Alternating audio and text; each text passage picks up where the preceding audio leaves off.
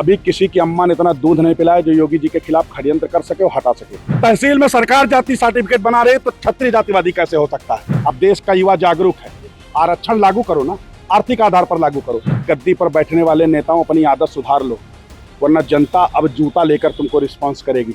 हम मुगलों को समाप्त कर दिए, हुरों को समाप्त कर दिया, ईसाइयों को समाप्त, जो भी देश पे आक्रांता है उनको समाप्त कर दिए। आरक्षण क्या चीज है? शासन प्रशासन अकबर की नीतियों पर काम कर रहा है। न्याय करना है तो समानता का अधिकार लागू करो।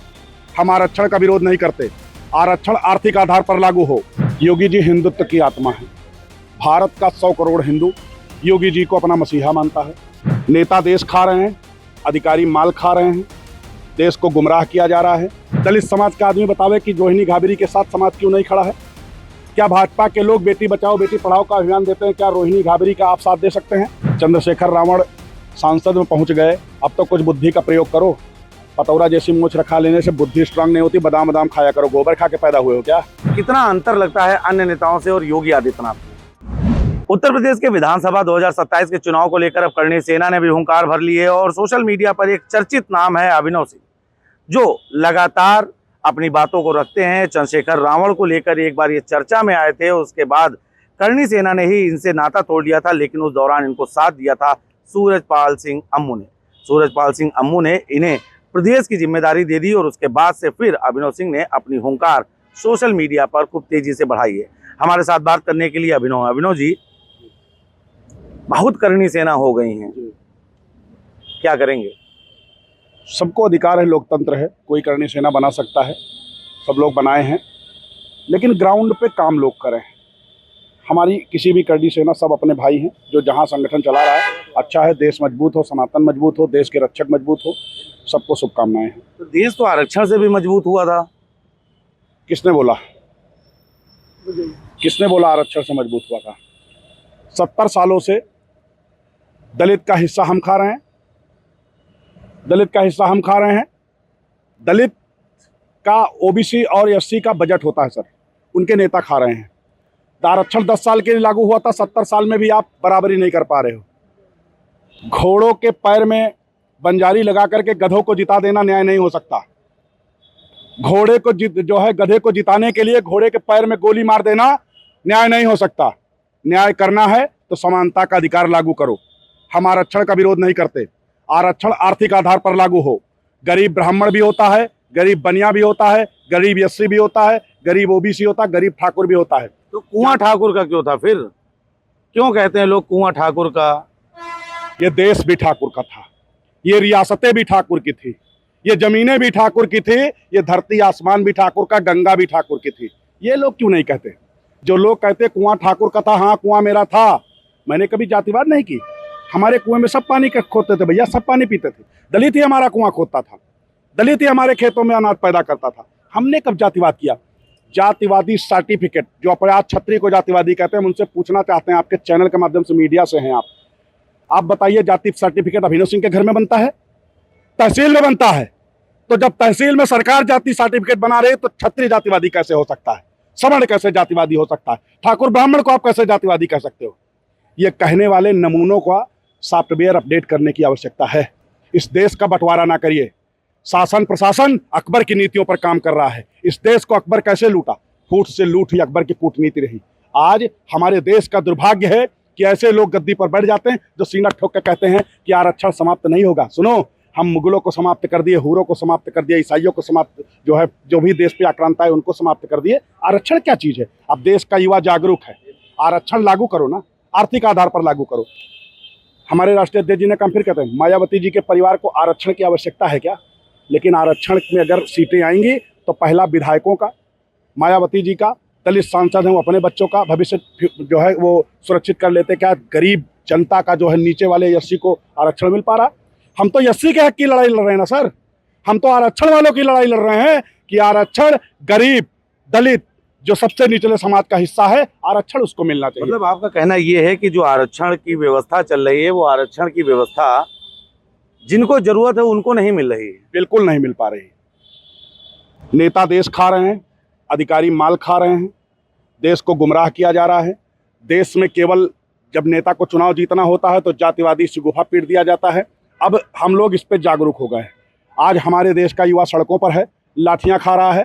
हम ये नहीं दिल्ली में नहीं जानते कि उसमें कौन लोग शामिल हो गए जो देश विरोधी गतिविधियां कर रहे थे, लेकिन ये मेरे देश का दुर्भाग्य था कि मेरे देश का युवा सड़कों मतलब पर। चंद्रशेखर आजाद सांसद हैं, वो शामिल हुए थे तो वो देश विरोधी गतिविधियां हो गई। वो देश के खिलाफ साथी कब खड़ा होता है? सांसद है। आप मीडिया के लोग हैं, मैं आपके चैनल के माध्यम से चैलेंज करता हूं, एक वीडियो मेरा दिखा दीजिएगा जहां दलित और मुसलमान का मामला हुआ हो, जो देश विरोधी लोग हैं, वहां चंद्रशेखर रावण ने दलित परिवार के साथ दिया। हिंदू मुसलमान की राजनीति करवाता है, दलितों को छलने का काम करता है। क्या रोहिणी गाबड़ी वाल्मीकि समाज की बिटिया नहीं थी? उसके साथ चंद्रशेखर रावण ने अच्छा किया? दलित समाज का आदमी बतावे कि रोहिणी गाबड़ी के साथ समाज क्यों नहीं खड़ा है? क्या भाजपा के लोग बेटी बचाओ बेटी पढ़ाओ का अभियान देते हैं? क्या रोहिणी गाबड़ी का आप साथ दे सकते हैं? मुकदमा क्यों नहीं कायम किया भाजपा ने अब तक? ब्रजभूषण सिंह के ऊपर मुकदमा कायम हो सकता है क्योंकि वो छत्री थे। कुलदीप सेंगर के ऊपर मुकदमा कायम हो सकता है क्योंकि वो छत्री थे। तमाम लोगों के ऊपर मुकदमा कायम हो सकता है क्योंकि हम पैदाइशी आतंकवादी हैं ना सर। हम देश के लिए मरे, हम पैदाइशी आतंकवादी हैं। हमने संपत्ति दान करी। क्षत्रिय तो कहता है मुकदमा हमारा गहना है, हमको फर्क नहीं। हम भी तो कह रहे हैं सर, मुकदमा मर्दों पे होता, मुर्दों पे नहीं। लेकिन मैं फिर कहना चाहता हूं, गद्दी पर बैठने वाले नेताओं अपनी आदत सुधार लो, वरना जनता अब जूता लेकर तुमको रिस्पॉन्स करेगी।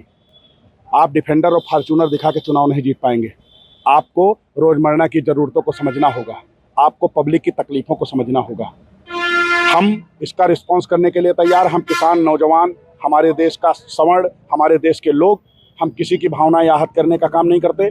आरक्षण लागू हो, आर्थिक आधार पर लागू हो, जातिगत आरक्षण के खिलाफ हूँ, ये इसमें बदलाव होना चाहिए। हमने आपके तमाम वीडियो देखे, आपका जब भी कोई बयान आता है उसमें हम देखते हैं कि आप योगी जी के मुखर प्रशंसा करते हैं। कैसे, कितना अंतर लगता है अन्य नेताओं से और योगी आदित्यनाथ में? योगी जी हिंदुत्व की आत्मा है। भारत का 100 करोड़ हिंदू योगी जी को अपना मसीहा मानता है। योगी जी खुलकर काम नहीं करने जो है पा रहे हैं। उनके पीछे 2 लटकन लग गए भाई साहब। जैसे आपने फिल्टर देखा है ना, आपने पानी पीने वाला फिल्टर देखा, उसमें 2 फिल्टर लगाए जाते हैं। योगी जी को फिल्टर करने के लिए 2 लोग लगा दिए गए। योगी जी को काम नहीं करने दिया जा रहा है। केंद्र सरकार में बैठे हुए कुछ लोग जो योगी जी को पसंद नहीं कर रहे हैं, हटाना चाह रहे हैं। मैं आपको बता दूं, मैं योगी जी का प्रशंसक इसलिए हूं कि मैं सनातन धर्म में आस्था रखता हूं। योगी जी सनातन की बात करते हैं। हम आज फिर आपके चैनल के माध्यम से कह दें, अभी किसी की अम्मा ने इतना दूध नहीं पिलाया जो योगी जी के खिलाफ षड्यंत्र कर सके और हटा सके। जिस दिन सनातनी सड़कों पर उतरेगा, क्योंकि हम पढ़े लिखे समाज से आते हैं, पंचड़ की दुकान से नहीं आया हूं मैं। हम लोग पढ़ लिख कर आए, हम लोग योगी जी को पसंद करते हैं और करनी सेना योगी जी का समर्थन इसलिए करती है कि आप सनातन की बात करते हो। लेकिन कुछ चीज़ों में पिछले कुछ महीनों से योगी जी स्टैंड नहीं ले पा रहे हैं। चंपत राय जैसे लोगों के ऊपर भी बुलडोजर नीति का इस्तेमाल हो। चोरी बंद होनी चाहिए, बिल्कुल मानता हूं, लेकिन डकैती भी बंद करवाइए जो भाजपा के लोगों के द्वारा कराई जा रही है। योगी जी का हम लोग समर्थन करते हैं। जहां भी योगी जी की बात आएगी वहां सनातनी उनके साथ खड़ा है।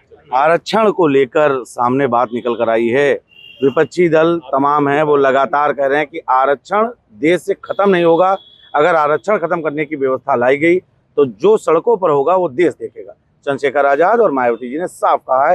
मायावती जी ने कहा कि आरक्षण हमारा हक है। आरक्षण उनका हक है, पिछले 70 सालों से हक है। चंद्रशेखर रावण सांसद में पहुंच गए, अब तो कुछ बुद्धि का प्रयोग करो। पतौरा जैसी मूछ रखा लेने से बुद्धि स्ट्रांग नहीं होती। बादाम बादाम खाया करो, गोबर खा के पैदा हुए हो क्या? आरक्षण किसने कहा खत्म होगा? हम तो कहते हैं आरक्षण लागू करो ना भैया, आर्थिक आधार पर लागू करो। आरक्षण चंद्रशेखर रावण ने लागू किया था क्या? आरक्षण देश के सिस्टम ने लागू किया है। हम आरक्षण का विरोध नहीं करते। आरक्षण आर्थिक आधार पर लागू करो। आरक्षण हर जो है गरीब को मिले। आरक्षण किसी के बाप की पपौती नहीं है।